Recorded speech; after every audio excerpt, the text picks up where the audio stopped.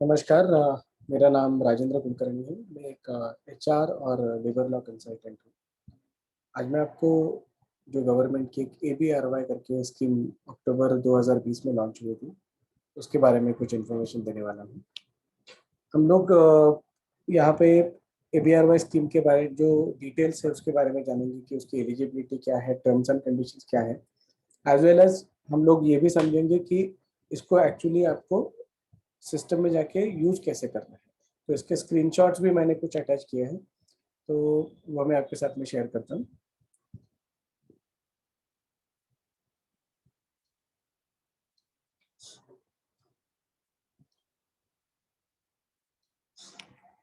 तो आत्मनिर्भर भारत रोजगार योजना, पहले जानते हैं कि ये स्कीम क्या है और ये इसका बेनिफिट हम लोग कैसे ले सकते हैं। तो जैसे आपको पता है कि लास्ट ईयर जो कोविड पैंडेमिक आया, उसकी वजह से काफ़ी सारे लोगों को जॉब गंवानी पड़ी। नया एम्प्लॉयमेंट जनरेट नहीं हो पाए क्योंकि मार्केट में उतने जॉब्स अवेलेबल नहीं थे, इकोनॉमी इतनी अच्छी नहीं थी। उसकी वजह से ये जो स्कीम है वो इकोनॉमी को बूस्ट करने के लिए, एम्प्लॉयमेंट इंक्रीज करने के लिए, जॉब्स बढ़ाने के लिए ये स्कीम गवर्नमेंट ने लाई है। तो थोड़ा जानते हैं इसके डिटेल्स के बारे में। तो अंडर ईपीएफओ ये स्कीम आई है, एम्प्लॉय प्रोविडेंट फंड के अंदर। और जो भी नए रजिस्ट्रेशन होंगे जिनके सैलरी 15,000 के नीचे हैं, उनके लिए ये आपको बेनिफिट मिलेगा। तो चलिए इस स्कीम के बारे में थोड़ा और जानते हैं। तो ये स्कीम जो है अक्टूबर, जैसे मैंने पहले बताया, अक्टूबर 2020 में आई थी और जून 2021 तक आप इसका लाभ उठा सकते हैं। इसके अंदर आप बेनिफिट ले सकते हैं और एम्प्लॉय को भी इसका बेनिफिट पास ऑन कर सकते हैं। तो इसमें जो है एम्प्लॉयर और एम्प्लॉई साइड का जो पीएफ का अमाउंट है वो गवर्नमेंट बेयर करेगी up to 24 months from the starting date for every employ. और आपको ये भी इंश्योर करना है कि अगर आपको इस स्कीम का बेनिफिट मिल रहा है तो उस केस में आपको ये अमाउंट एम्प्लॉय की सैलरी से डिडक्ट नहीं करनी है और उसको वो ये 12% का जो बेनिफिट है वो पास ऑन करना है। अगर गलती से आपने वो पीएफ डिडक्ट कर लिया है उसका, तो इमीडिएटली आप उसको वापस कर देंगे उसको। इस स्कीम जैसे मैंने पहले बताया, 24 months तक आपको इसका बेनिफिट मिलेगा हर एक एम्प्लॉय का। इसमें जो भी ऑर्गेनाइजेशन है जिसमें 1,000 एम्प्लॉय से नीचे मैन पावर है, तो वहाँ पे दोनों साइड का बेनिफिट मिलेगा। एम्प्लॉयर और एम्प्लॉई साइड का 12-12% बेनिफिट आपको मिलेगा। जिस ऑर्गेनाइजेशन में 1,000 के ऊपर एम्प्लॉयज हैं, वहाँ पे आपको सिर्फ एम्प्लॉई का बेनिफिट आपको मिलेगा, एम्प्लॉयर कंट्रीब्यूशन आपको ही बेयर करना पड़ेगा। आगे जाते हैं। इसके बाद में जो इम्पोर्टेंट क्वेश्चन है कि रेफरेंस बेस, कि आपका रेफरेंस बेस क्या पकड़ा जाएगा, कि जो बेस मैन पावर है वो कैलकुलेशन के लिए वो क्या पकड़ा जाएगा। तो आपने सितंबर 2020 का जो भी ईसीआर आपने फाइल किया होगा, तो उस ईसीआर में जो भी मैन पावर नंबर है तो वो आपका रेफरेंस बेस पकड़ा जाएगा। अगर आप एग्जिस्टिंग एस्टेब्लिशमेंट है जो रजिस्टर्ड है ईपीएफओ में, मान लीजिए कि आपके ईसीआर में 40 एम्प्लॉयज हैं, तो 40 आपका रेफरेंस बेस हो जाएगा। अगर आप की एस्टेब्लिशमेंट आप नई रजिस्टर कर रहे हैं ईपीएफओ में एनीवेयर बिटवीन 1 अक्टूबर 2020 से लेके 30 जून 2021 तक, तो उस केस में आपका रेफरेंस बेस जो है वो 0 पकड़ा जाएगा। विच मीन्स कि आपके अभी तक कोई भी एम्प्लॉय नहीं है, जो भी एम्प्लॉय एडिशन होंगे अगर वो कवरेबल लिमिट में है तो आपको उसका बेनिफिट मिलेगा। तो ये जो ईसीआर फाइलिंग जो है, जो ईसीआर आपका सितंबर को ईसीआर आपने फाइल किया होना चाहिए 15 दिसंबर 2020 के पहले। अगर आपने आपका ईसीआर सितंबर का इस डेट के पहले फाइल नहीं किया है तो आपको बेनिफिट नहीं मिलेगा। कुछ कुछ ऑर्गेनाइजेशन में ये भी प्रॉब्लम है कि वो दो अलग अलग ईसीआर फाइल करते हैं। हमने ऐसे भी केसेस देखे हैं जहाँ पे अगर आप दो ईसीआर फाइल करते हैं तो आपको वो बेनिफिट नहीं मिल रहा है, आपने सिंगल ईसीआर ही फाइल करना है तभी आपको ये बेनिफिट मिलता है।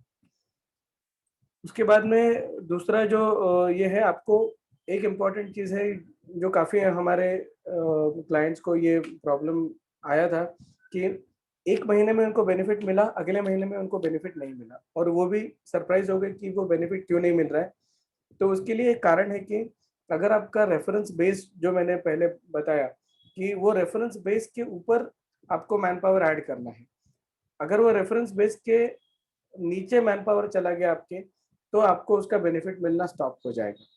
जैसे एग्जांपल के तौर पे बताता हूँ कि आपके पास में 40 एम्प्लॉइज़ हैं, आपने 2 लोग ऐड किए तो आपका एम्प्लॉयी बेस हो गया 42 और समझिए कि दोनों दोनों जो एम्प्लॉइज़ हैं वो कवरेबल लिमिट के अंदर हैं, तो आपको उन दोनों का बेनिफिट मिल रहा है।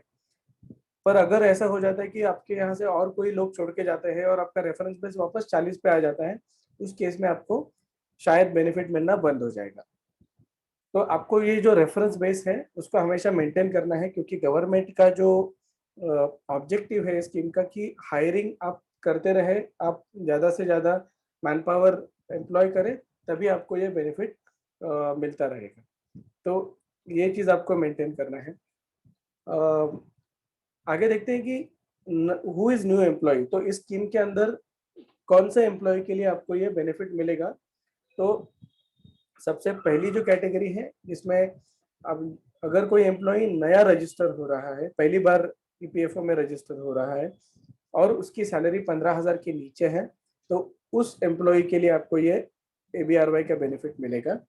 दूसरी केस है कि अगर किसी एम्प्लॉय की सैलरी 15,000 के नीचे है और उसने ड्यूरिंग कोविड टाइम, मतलब 1 मार्च 2020 से लेके 30 सितंबर 2020 के बीच में अगर उसका जॉब गवाया है और वापस आप उसको एम्प्लॉय कर रहे हैं, तो उस केस में भी आपको उस एम्प्लॉय के लिए आपको एबीआरवाई का बेनिफिट मिलेगा।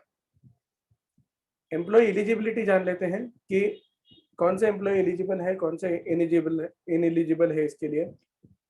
तो अगर आपने एम्प्लॉय जो है उसका सैलरी 14,999 मतलब 15,000 के नीचे सैलरी है, तभी आपको ये बेनिफिट मिलेगा। अगर ऐसा होता है कभी कि उस एम्प्लॉय की सैलरी 15,000 के ऊपर चली गई किसी ईसीआर में, तो उसके बाद में उसको वो बेनिफिट मिलना स्टॉप हो जाएगा।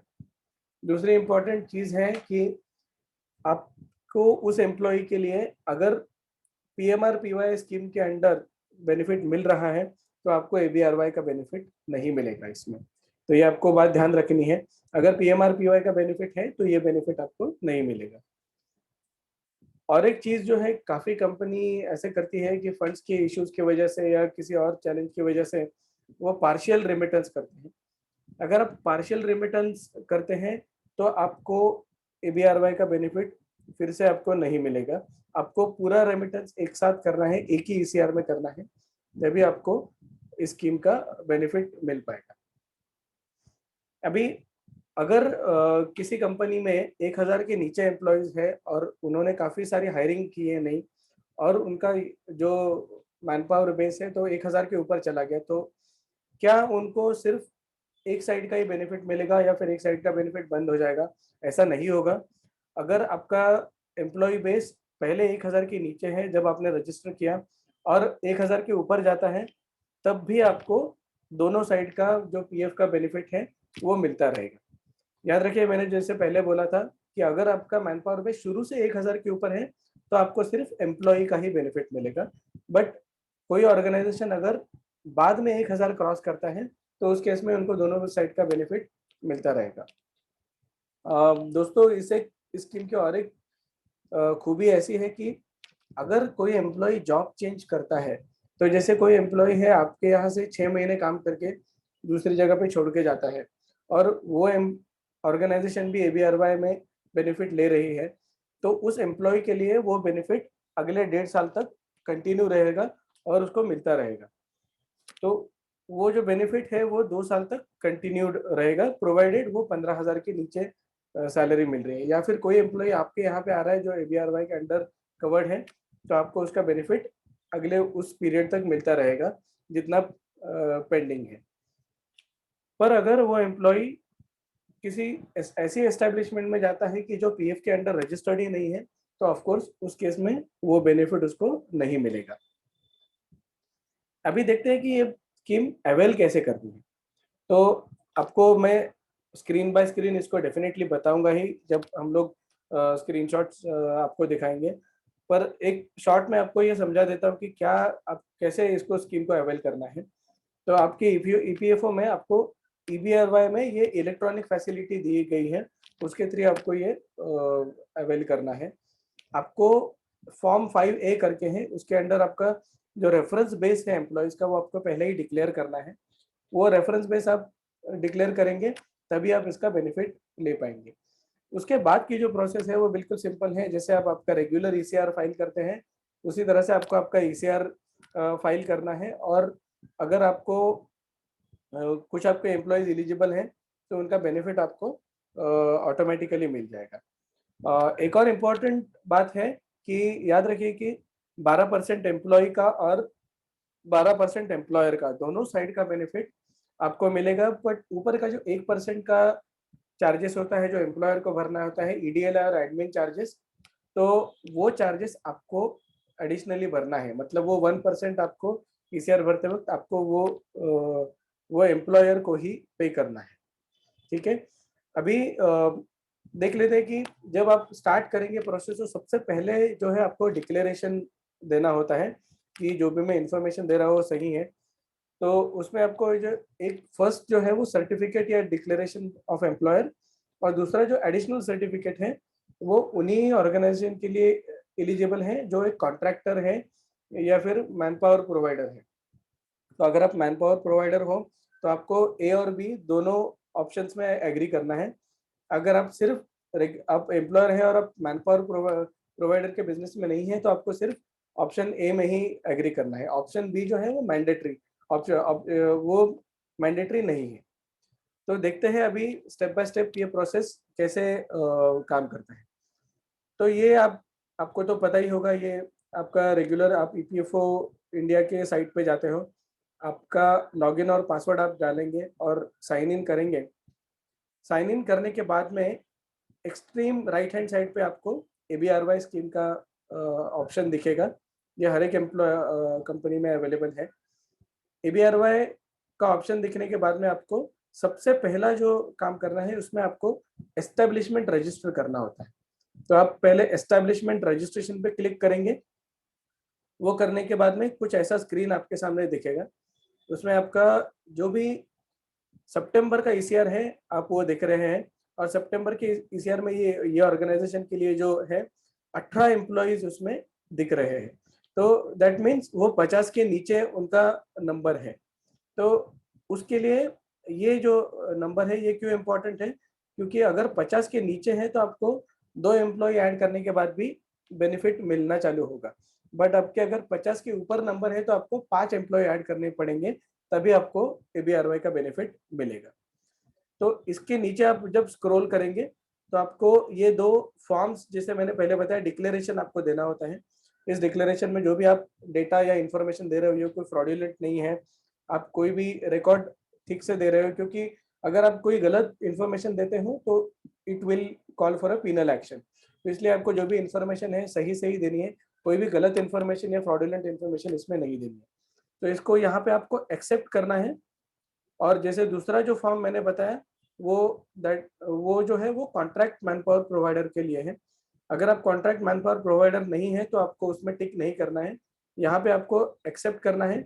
आप अगली स्क्रीन पर जाएंगे, यहाँ पे नीचे सबमिट का बटन दिया है, तो आप इसको सबमिट करेंगे।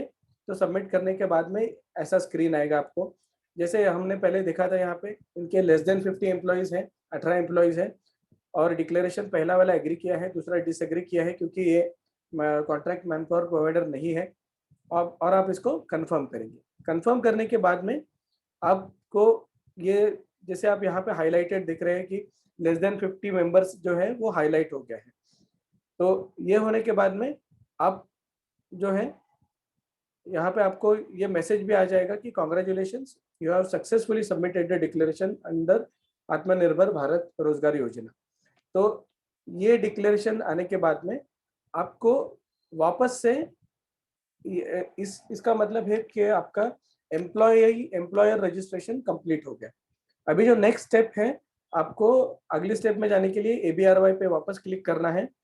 ABRY पे क्लिक करेंगे तो जो दूसरा ऑप्शन आया है मेंबर रजिस्ट्रेशन, तो आपको मेंबर रजिस्ट्रेशन पे अभी क्लिक करना है। मतलब आपके जो एम्प्लॉइज हैं उनको आपको रजिस्टर करना पड़ेगा, तभी आपको इसका बेनिफिट मिलेगा। तो आप मेंबर रजिस्ट्रेशन पे जाएंगे और यहाँ पे जो है जैसे आप आपके ECR में फाइल अपलोड करते हैं उसी तरह से आपको यहाँ पे सारे जो UAN नंबर्स की जो आपकी फाइल है यहाँ पे फॉर्मेट और इंस्ट्रक्शन दिया हुआ है। अब फाइल अपलोड कैसे करना है, बहुत ही सिंपल है। आपको इसकी TXT फाइल जनरेट करनी है और यहाँ पे आपको अपलोड करनी है। और अपलोड करने के बाद में ये जैसे आप नीचे देख रहे हैं अभी कुछ भी डेटा अवेलेबल नहीं है अपलोडेड फाइल डिटेल्स का, ये आप सबमिट करेंगे। इस तरह से आपको इस आपकी जो TXT फाइल है वो होगी जो आप अपलोड करेंगे, जिसमें सिर्फ UAN नंबर्स होंगे और कुछ भी डेटा नहीं होगा। ये प्रोसेसिंग के लिए डिपेंडिंग ऑन आपके कितने एम्प्लॉयज हैं उस हिसाब से वो टाइम लेगा, थोड़ा टाइम शायद ले सकता है ये वर्किंग करने में कि आपकी कितने एलिजिबिलिटी कितनी है। उसके बाद में आपको ये अपलोडेड फाइल के डिटेल्स इस तरह से दिखेंगे। अपलोडेड फाइल डिटेल्स अभी जैसे यहाँ पे आप देख रहे हैं कि इस कंपनी में टोटल 57 रिकॉर्ड्स मतलब 57 एम्प्लॉयज है। उसमें से वो जो एम्प्लॉय इनएलिजिबल है मतलब जो 15,000 के ऊपर सैलरी है वो 53 है।